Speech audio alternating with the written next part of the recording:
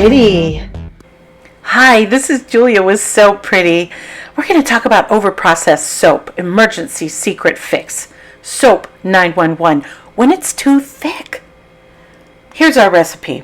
Water 12.16, lye 4.60. The fragrance, I like 1.50 when it's a fragrance. If it's essential oil, 2.0. Coconut oil, 10.82. Castor oil, 7.43. Olive oil, 7.43.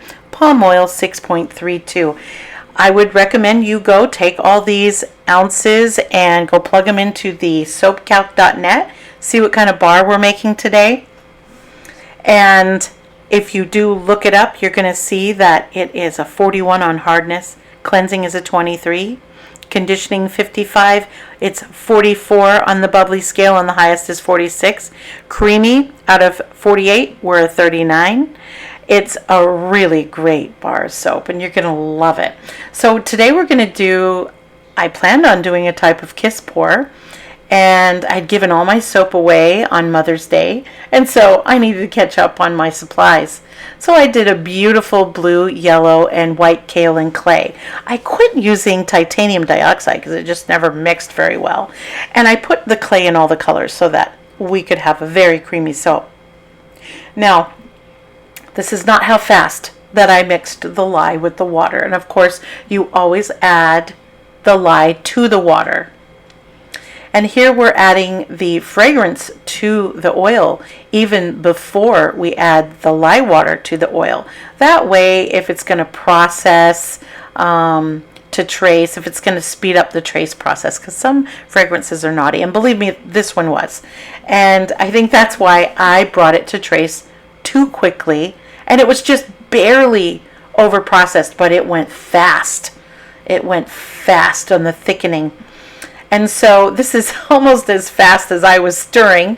But I really, really like to add just the raw oil to the mica and the clay so that when it's time, we've got it pre-mixed. Now, I was showing you those buckets because it's really nice to have extra things around to clean up and to keep things off the table so that you don't get fresh lye burning your fingers. And of course, you could wear rubber gloves as well.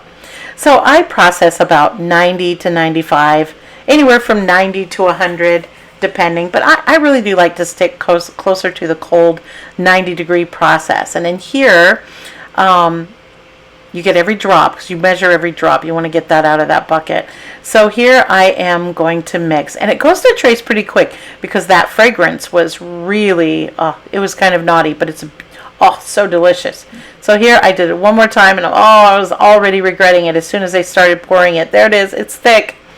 So this video is not actually fast forwarded. It's me going like crazy trying to keep it thin so that I can kiss pour the soap together to make a beautiful design. So here I was trying to really fast just get a nice layer of white on the bottom. I think that really stabilizes the color very well in the design. So it wasn't moving over, so I just decided to plop it over on the other side too. So here I am, desperately trying to get out this chunky soap the best that I can. And then by the time I got to the yellow and the blue again, it was so chunky. Look at this. Look how chunky it is. And I'm really discouraged, thinking, I wasted all these ingredients. But I thought, well, I'll just get it in there and I'll slam it down on the counter a few times, and I'll see if I can't get the bubbles out, and maybe I can somehow salvage this soap. And I'm sure my kids will use it, type thing. Or I would. Anyway, so I took a little time to try to get the top looking nice and rustic. I really love that rustic look. And I thought I would leave it like this, but then I thought, if I put a little yellow mica on the top, it would dress it up some and make it look sparkly. And I'm kind of a sucker for sparkly. And so that's what I did. I put it all over the top. Then I wrapped it with the saran wrap. And I am going to get ahead because I want to tell you what happened. I put the saran wrap over it. I put the lid on top. And I put it in a 130-degree oven that I had preheated while I was doing this process.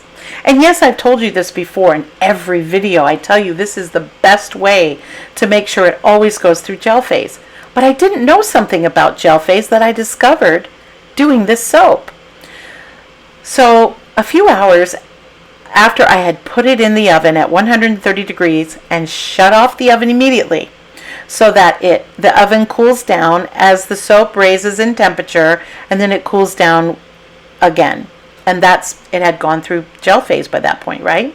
So I took it out and I touched the top, and because the mica was there, it forms a film, and it's kind of like this film that protects me from this wet lye that's in the bottom. Okay, so this wet, it was so liquidy, I could move it back and forth, and I could see it slosh back and forth. When I put it in there, you could see that it was solid. It was so thick. But when I took it out after a couple hours, it was completely liquid. And so I slammed it on the table a couple times to make sure you get all the bubbles out. And it kind of settled down really, really nice. And then after it completely cooled, the next day I got it out. And look at this. They are perfect. They've gone through the gel phase perfectly. Now, I'm cutting them in different ways so that you can see. You could either do the mirror image or a different way. So I wanted you to see that. So here is the way that I cut it. You kind of cut it down the middle. I cut it in chunks, cut it down the middle, and then I cut it a different way as well, as you saw. But look at these bars. They are perfect, and the smell is so intoxicating. I didn't even clean these up. So go out there and don't worry about the thick batter. Just remember our emergency soap 911 tip.